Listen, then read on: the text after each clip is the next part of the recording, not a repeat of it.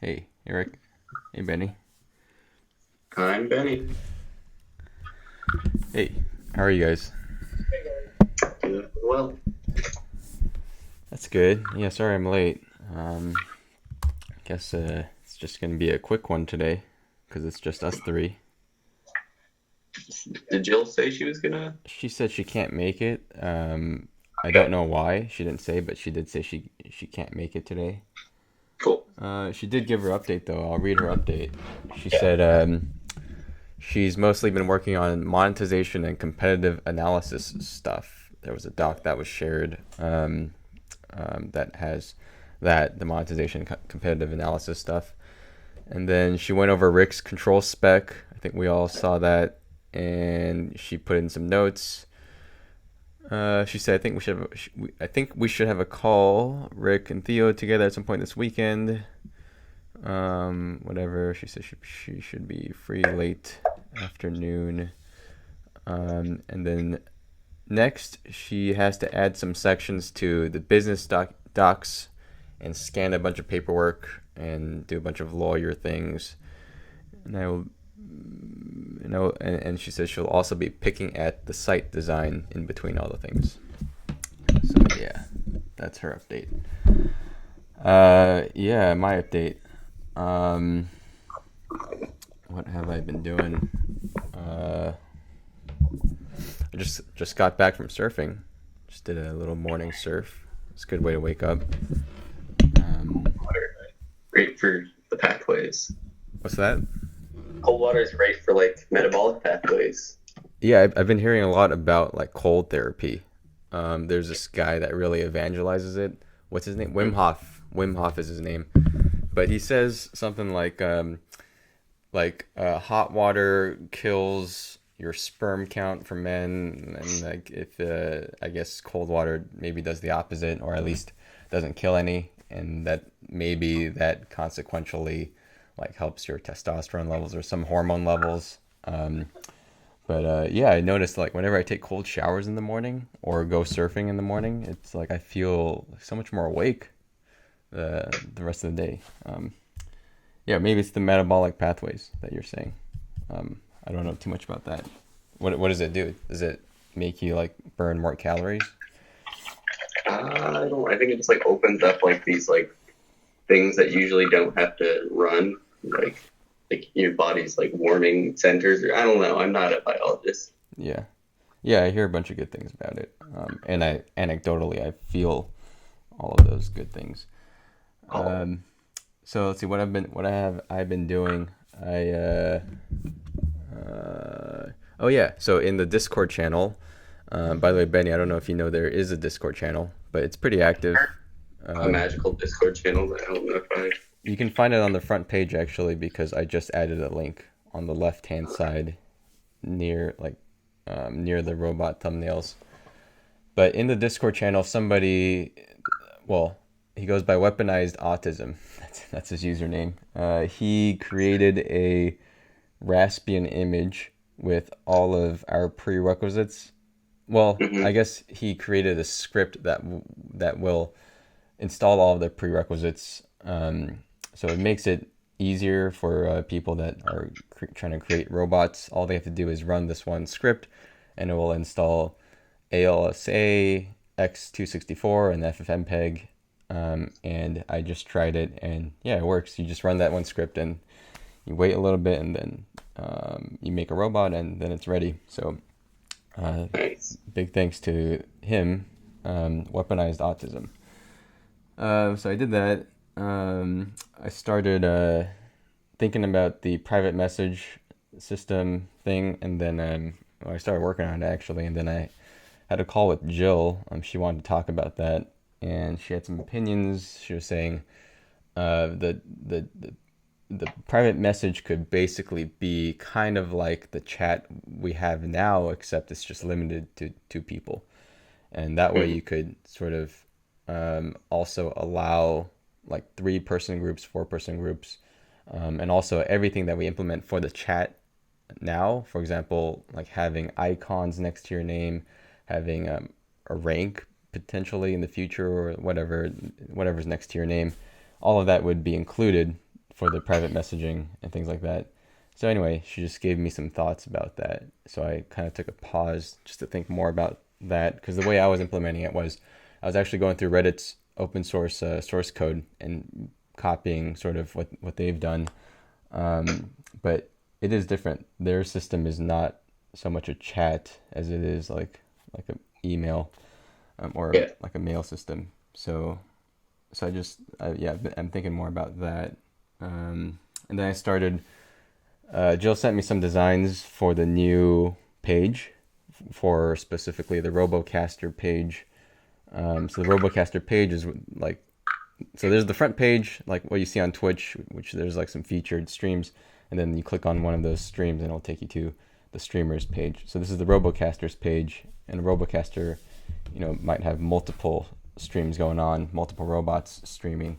But anyway, it's sort of their page, and I started working on that, just designing the layout to match her design and things like that. And I'm not using React for this. I'm just using plain old HTML5 JavaScript. Maybe a little bit of Vue if it becomes necessary, because Vue is very incremental. I mean, you can add it very incrementally. Like you can have tiny like Vue apps that are, yeah. Anyway, that are very simple.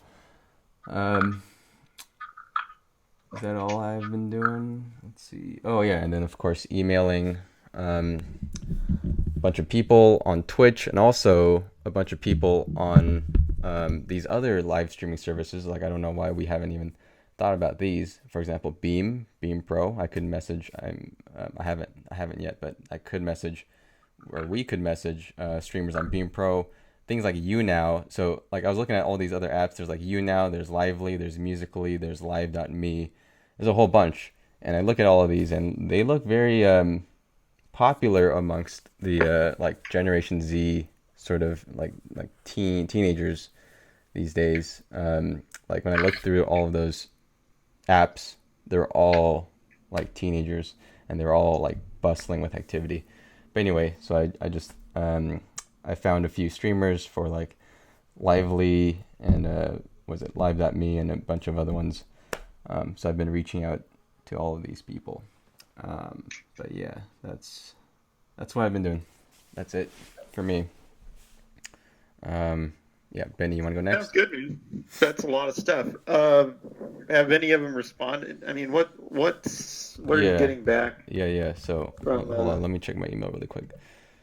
Okay, so yeah, so I mean, so I get a lot of like first responses. I think my rate, I mean, excluding the YouNow and Beam Pro guys, my rate for Twitch has been almost, I think, like 40, maybe even like 50. I'm trying to do the math in my head, percent. But then they drop off. I haven't gotten a second response yet.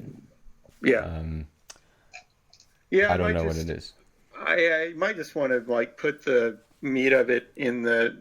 I mean, now that we've kind of figured out that they respond to the first one, we might just want to put the information of your second email in the first email, and then just kind of blast it Yeah. to a lot of people. And then when they respond, you already know that they're interested. I was thinking of the blasting strategy. One thing we could do is we can post on the Twitch subreddit and just say like, is anybody interested in this, in a very general way, and we might get, like, even if we do get like an overload of responders, like we don't, I mean, that'd be great. Then we filter out for the best ones, filter out for the Yeah. best 10. So yeah, that's on my to-do list, is to post on the Twitch subreddit. But yeah, Okay, I cool. mean, so my second message like shows some videos. Actually, it's one video of you streaming, Benny, and another video of me playing with the robots in my house, and the slap bot. Just because I throw in there like, oh, we do other stuff too, like we make slap bots, Nerf guns. But really, it's like I'm inviting them to discuss more, and I guess they kind of get caught off guard by that, because it's like now it starts to sound like a deal I'm trying to make, rather than like, as a fan, like, hey, I want to give you free stuff. So maybe that's Yeah. that's why the second response rate drops off. Yeah. Also, I mean, 50. These response rates that I've heard people mention, like 50%, 25%. That's extremely high for any kind of marketing campaign. I mean, if we get like 1%, like on the real thing, if we're getting like, this is my opinion, like if we get like say 5%, 5% would be great. I mean, even Well, 1% would be like expected for like yeah. a marketing email. So Yeah, well, we I just mean, need we need numbers. we have to take that rate with the first messages with a grain of salt because like if you messaged anybody and said like, "Hey, I'm going to give you like a Yeah. free whatever, free toy," you're going to get like a pretty high response rate Right. and that might But be exactly yeah, why. that's I know that's exactly what I'm saying. It's like yeah. Yeah. So anyways, but that's really cool stuff. Yeah, that's interesting about the chat. I do think the evolution of the chat probably should eventually be to basically mimic Slack, Yeah. which is exactly what Jill was saying also. So maybe that's the way we should just go ahead and start planning. The reason why I started mimicking Or Reddit is because I love their comment system and I imagined us having a comment system on like the snapshots. So I thought if I copied their messages along with it, I would copy a lot of the underlying framework for comments and their comment tree structure and things like that. So I that's why I started down that path. Um, but yeah, maybe a Slack is the better model to follow. yeah, I think for messaging it would be really good because then you could have groups. There are other ways you could use groups too. Like a group of friends could just create their own group on there, and then when they go on, they would just see like there'd be other activity perhaps, but they would actually be able to talk to each other as a group, even though you know what I mean. Like even though there's like 1,000 people on the site, let's say those three friends could go in and create their one group of three and just like chat with each other and control the robots without getting blasted by Yeah, 10,000 yeah, yeah. active users. You're right. It'd be pretty cool. Yeah, that would be cool. All right. So Well, that's my update. Uh, okay. yeah, Benny, do you want to go next? Yeah, since Thursday, I haven't really gotten anything like concrete done. Like I poked around a bit more at the LED code, but I kind of need to like figure out from Jill if we're gonna do more like button based or chat based, or if we're gonna have like the eye slider or whatever, or like the color picker sort of deal.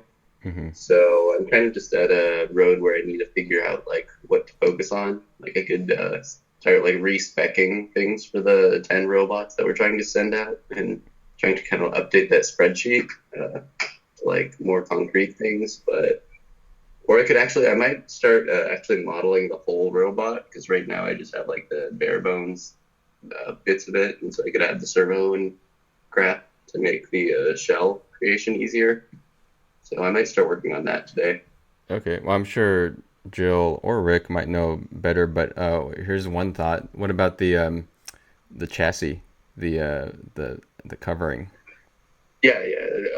Jill has all those ideas, and I'm figuring that she will have like some more specific vision for what the shell should look like. So, as I said, I'll probably just start like catting up like the existing robot, Yeah. and so that way it'll be a lot easier to put the chassis over it.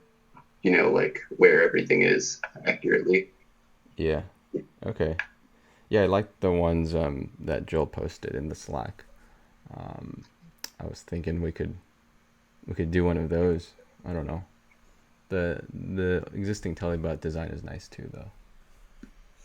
You know what? Just to clarify, I think what Benny is saying is he's going to CAD the Oh yeah, no, I airlines. know. Yeah, Okay, okay.